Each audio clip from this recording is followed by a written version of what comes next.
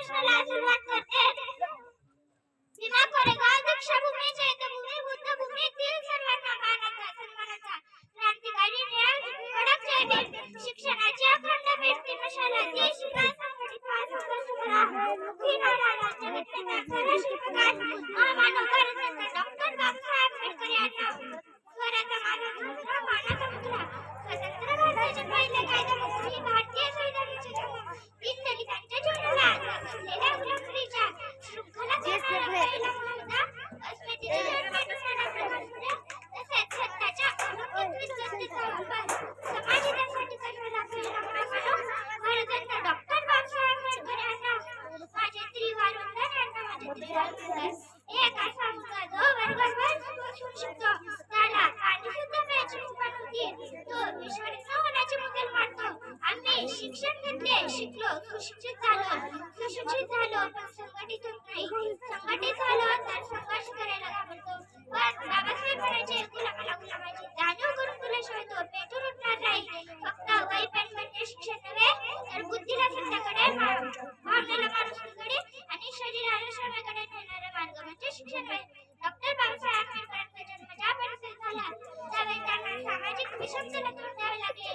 पण त्यांनी असं ठरवलं की मी जे काही करेन ते माझ्या एकट्यासाठी नाही तर समाजासाठी उपयोगी असले पाहिजे. आणि त्यांनी समाजामध्ये न्याय संहिता प्रस्थापित करण्यासाठी स्वतःला झोकून दिला. ज्यांना सूर्याच्या नशिबी अंधार होता, त्यांना सूर्याने जगाला प्रकाश दान दिला.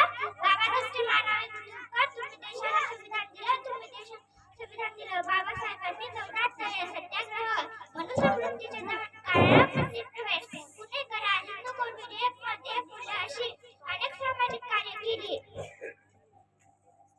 डॉक्टर बाबासाहेब आंबेडकर म्हणायचे, मंदिराकडे जाणाऱ्या लोकांच्या रांगा जेव्हा वाचनालयाने शिक्षणाकडे जातील तेव्हा माझ्या देशाला महाशक्तिगत आपासून कोणीच रोखू शकत नाही. मला एक सांगावंसं वाटतं की आपल्याला सर्व देवाची मंदिरे माहीत असतील, पण आपल्या सर्वात मोठे डॉक्टर बाबासाहेब आंबेडकर यांची मंदिरे माहीत नसतील. नंबर 1 भीमराव आंबेडकर स्मारक, लखनौ, उत्तर प्रदेश. तेथे भारतातील सर्वात मोठे आंबेडकर पार्क म्हणून ओळखले जाते. नंबर 2 आंबेडकर मेमोरियल दिल्ली, तेथे ऐतिहासिक भवन आहे. तेथे डॉक्टर बाबासाहेब आंबेडकरांनी आपल्या जीवनाची अंतिम क्षण घालवले. त्याला भारत सरकारने राष्ट्रीय आंबेडकर स्मारक म्हणून विकसित केले आहे. आणि तेथे डॉक्टर बाबासाहेब आंबेडकर टेबल, खुर्ची, पुस्तके अशा अनेक वस्तू सुरक्षित ठेवल्या आहेत. आणि तेथे एक डिजिटल म्युझियम आहे. त्यातून असं सांगण्याचा प्रयत्न केला आहे की एका गरीब मुलाने देशाचे संविधान घेऊन आपल्याला सर्वांना समानतेचा पाठ शिकवला. नंबर 3 नागपूर, तेथे डॉक्टर बाबासाहेब आंबेडकरांनी आपल्या अनुयायांना बौद्ध धर्माची दीक्षा दिली.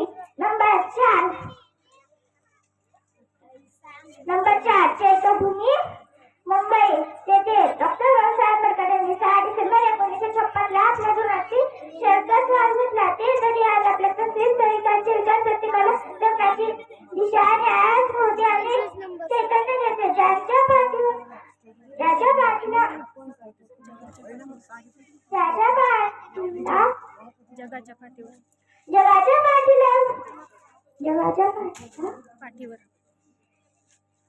जगाच्या पाठीवर असा कोणी, जगाच्या